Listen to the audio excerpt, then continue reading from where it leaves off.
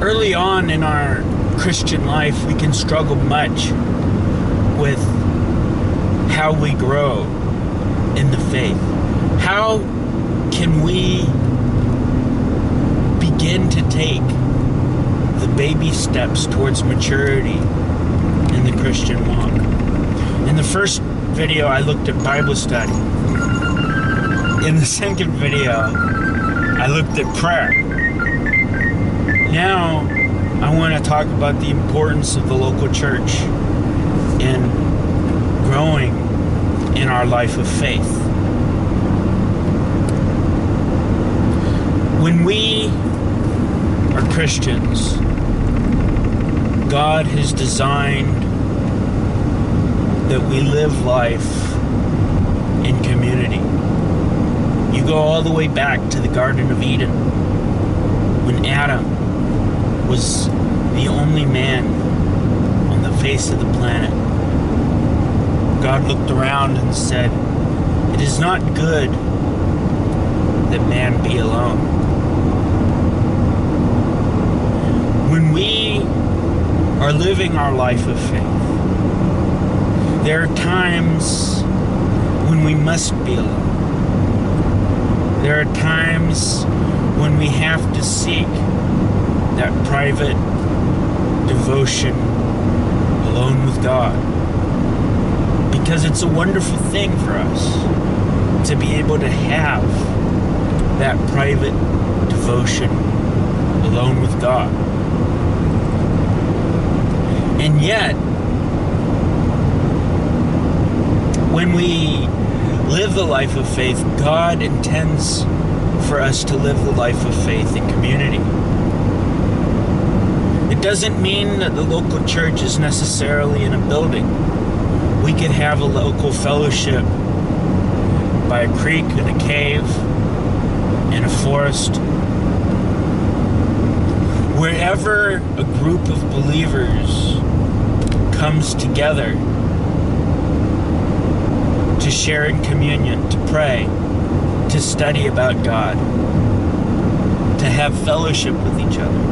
It's a fancy way of saying to hang out, to mutually encourage each other in the faith. That's the local church, wherever that is.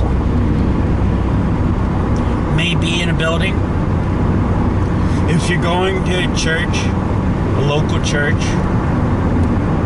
I want to encourage you to choose a church that believes in the Bible, that believes in the authority of the Bible.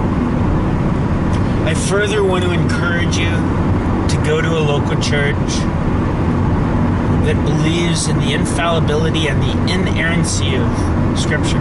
Those are fancy ways of saying that the Bible's infallible. There's no falsehood in the Bible. And the Bible's inerrant. It's a fancy way of saying there are no errors. There are no contradictions in the Bible.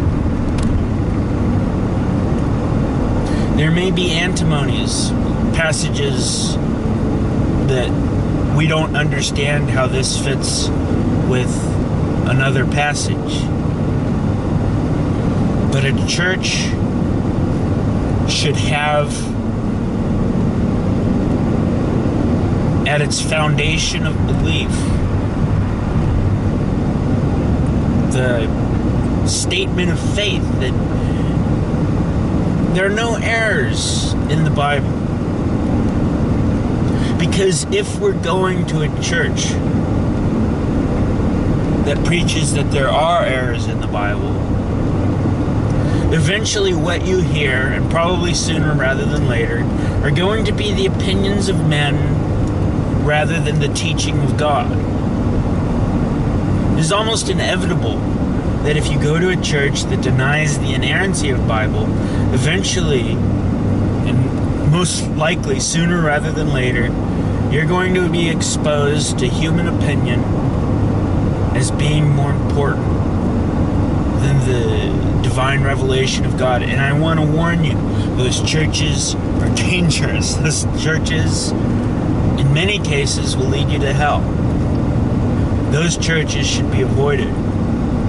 I want to encourage you. I want to encourage all of us to find a church that believes in the authority of the Bible, that holds to the authority of the Bible, and will not compromise with the world based on what's popular.